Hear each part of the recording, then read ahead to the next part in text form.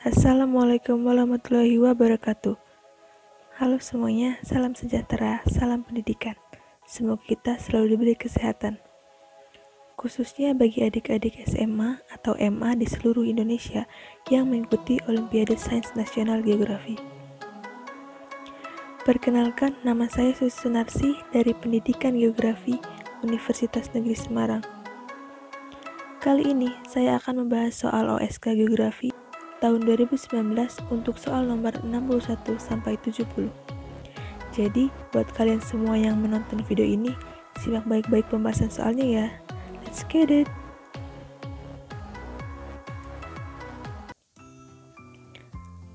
Baik, kita mulai dari soal nomor 61. Konsepsi yang harus dipahami, dihayati, dan diterapkan agar NKRI dapat berperan dan bertahan sebagai suatu kekuatan ekonomi adalah A. Wawasan budaya Pancasila, B. Kawasan ekonomi khusus, C. Kawasan konservasi ekonomi, D. Wawasan Nusantara, dan E. Wawasan Ekopolek Sosbud. Jawaban yang benar adalah D. Wawasan Nusantara. Mari kita bahas apa itu wawasan Nusantara.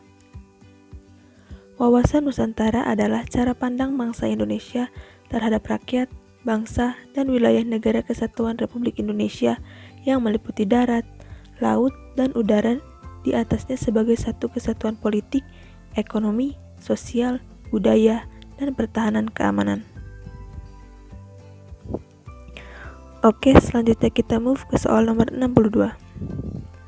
Organisasi negara-negara yang berhasil melakukan embargo minyak pada tahun 1973 adalah A. OKI, B. APEC, C. ILO, D. ICA, dan E. OPEC. Jawaban yang benar adalah E. OPEC.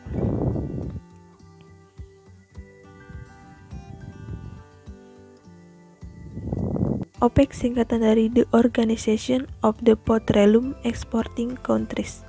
Krisis minyak tahun 1973 terjadi pada 15 Oktober 1973 hingga 1975.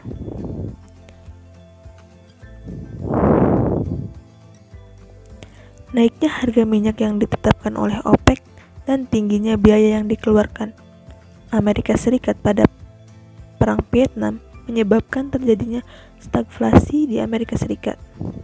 Anggota OPEC sepakat untuk menggunakan pengaruh mereka atas dunia harga minyak untuk pengaturan mekanisme untuk menstabilkan pendapatan bagi mereka dengan meningkatkan harga minyak dunia.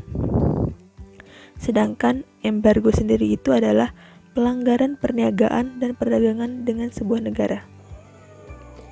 Sementara OKI adalah Organisasi Konferensi Islam, lalu OPEC singkatan dari Asia Pacific Economic Cooperation atau dalam bahasa Indonesia Kerjasama Ekonomi Asia Pasifik. Sementara ILO kepanjangan dari International Labour Organization, dan yang terakhir ICA singkatan dari International Cooperative Alliance.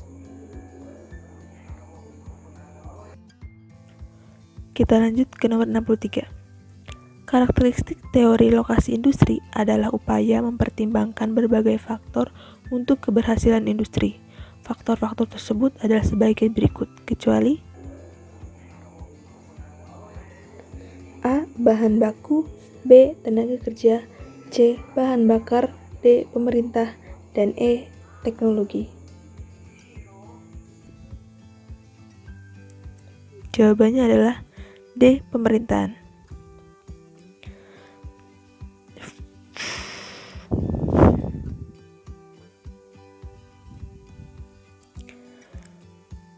Kita perhatikan prinsip teori lokasi industri Weber, bahwa penentuan lokasi industri ditempatkan di tempat-tempat yang resiko biaya atau biayanya paling murah atau minimal less cost location, yaitu tempat di mana total biaya transportasi dan tenaga kerja di mana penjumlahan keduanya minimum.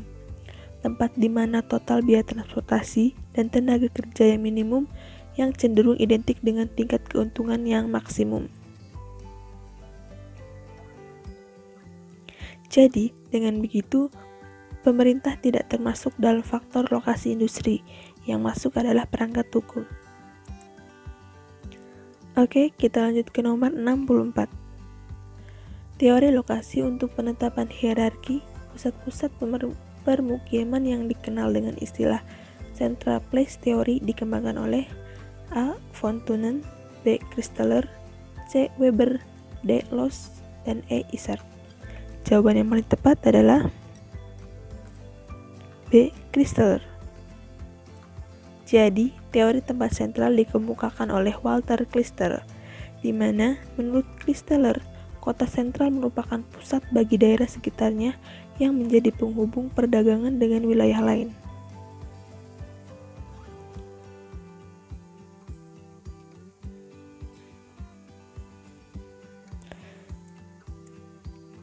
Selanjutnya, Christaller menyebutkan sebagai tempat sentral karena tempat yang sentral tersebut tidaklah semata-mata hanya bergantung kepada aspek pemukiman penduduk. Dalam teori ini, digambarkan bahwa tempat sentral merupakan suatu titik simpul dari suatu bentuk heksagonal atau segi enam. Daerah segi enam ini merupakan wilayah-wilayah yang penduduknya mampu terlayani oleh tempat yang sentral tersebut. Bisa dilihat ya teman-teman gambarnya, ini merupakan suatu bentuk heksagonal atau segi enam yang dikemukakan oleh Christaller. Selain itu, ada tingkatan hierarki teori tempat sentral, yaitu K3, K4, dan K7. K3 disebut pasar optimum, K4 disebut lalu lintas optimum, K7 disebut pusat administrasi optimum.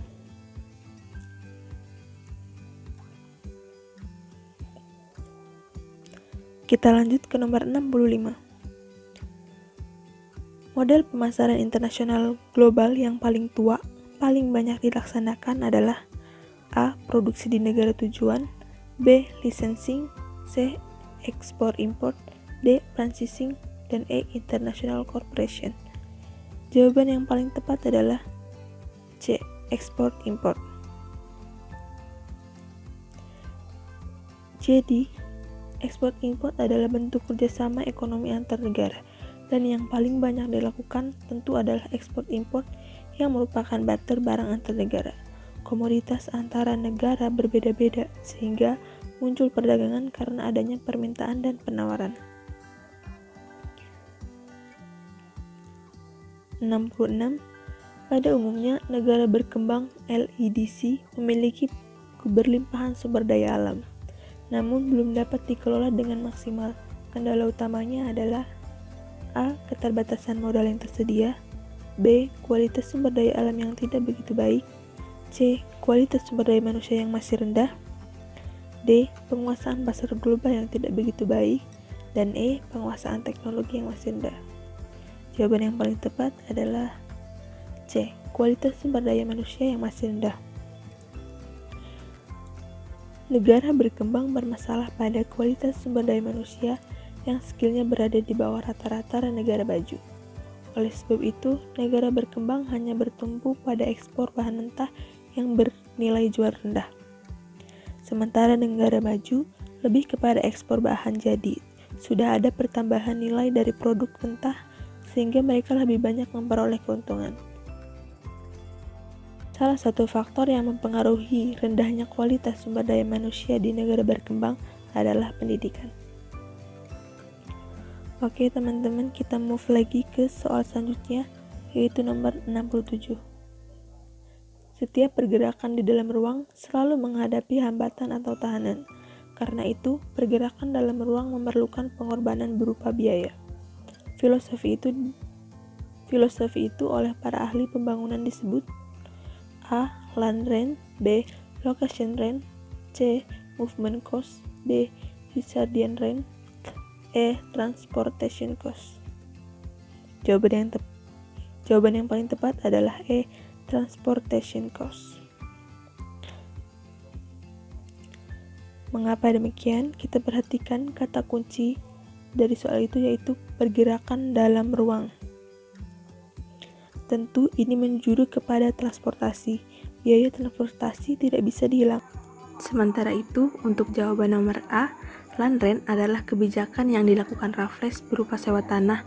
Jadi, setiap penduduk sebagai penyewa tanah wajib memberikan pajak kepada pemerintah kolonial Inggris. Untuk pilihan selanjutnya yaitu location rent, yaitu mencakup lokasi relatif dari tanah. Dan Richardian rent mencakup sifat kualitas dari tanah.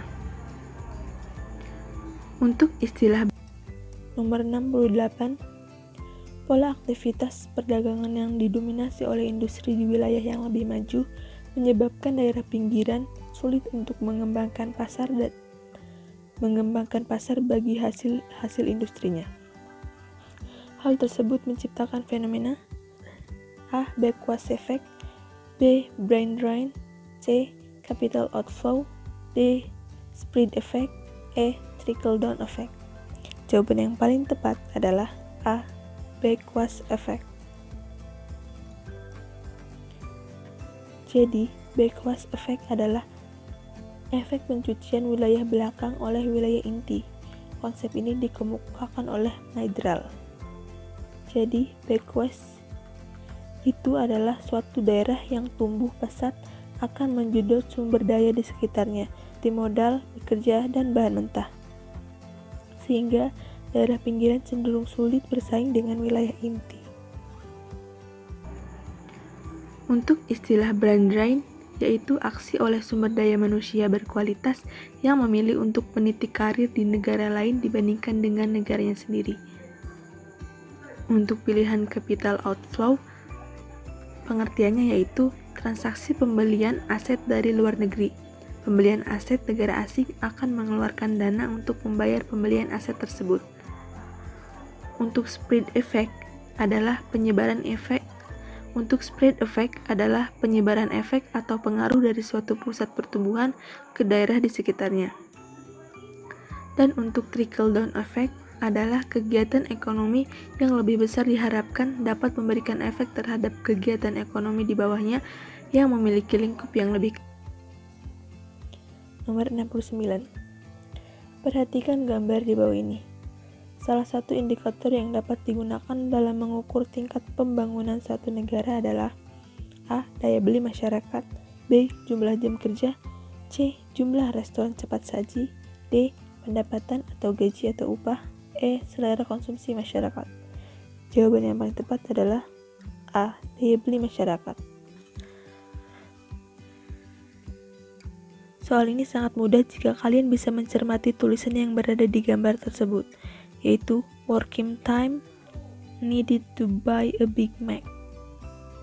Artinya, data di atas menunjukkan jumlah jam kerja yang diperlukan di tiap negara untuk membeli sebuah burger Big Mac. Jadi, artinya daya beli masyarakat yang diukur. Soal terakhir, formulasi sebab-sebab bertambah buruknya ketimpangan berkembangan ekonomi antar wilayah dikemukakan oleh A. Christeler, B. Gunnar Myrdal, C. Loos, D. von Thunen, E. Weber. Jawaban yang paling tepat adalah B. Gunnar Myrdal. Nah, ini nyambung dengan soal sebelumnya, yaitu tentang teori backwash effect yang dikemukakan oleh Myrdal. Gunnar Myrdal berpendapat bahwa pembangunan ekonomi menghasilkan suatu proses sebab menyebab sirkuler yang membuat si kaya mendapat keuntungan semakin banyak dan mereka yang tertinggal di belakang menjadi semakin terhambat. Dampak baik dari adanya backwash effect cenderung lebih meluas dan dampak sebar, spread effect, cenderung mengecil. Secara kumulatif, kecenderungan ini semakin memperburuk ketimpangan internasional dan menyebabkan ketimpangan regional di antar negara terbelakang. Untuk teori dari Loos, yaitu lebih menyarankan agar lokasi industri terletak di pasar atau mendekati pasar. Ini mempunyai tujuan untuk menemukan pola lokasi industri sehingga dapat ditemukan keseimbangan spasial antar lokasi. Sementara von Thunen, menurut beliau, bahwa lokasi sebagai variabel terikat yang mempengaruhi variabel bebasnya, seperti urban growth, perekonomian, politik, bahkan budaya masyarakat atau gaya hidup.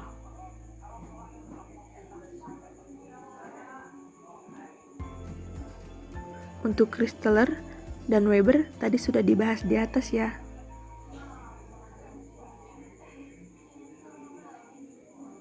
Baiklah adik-adik semuanya, itulah pembahasan soal OSK Geografi tahun 2019 untuk soal nomor 61-70. Semoga kalian semua bisa memahami penjelasan yang telah disampaikan dan dapat mengerjakan soal-soal sejenis dengan benar. Terima kasih, kurang lebihnya mohon maaf, tetap semangat, terus berlatih, dan sukses selalu untuk kita semua. Wassalamualaikum warahmatullahi wabarakatuh.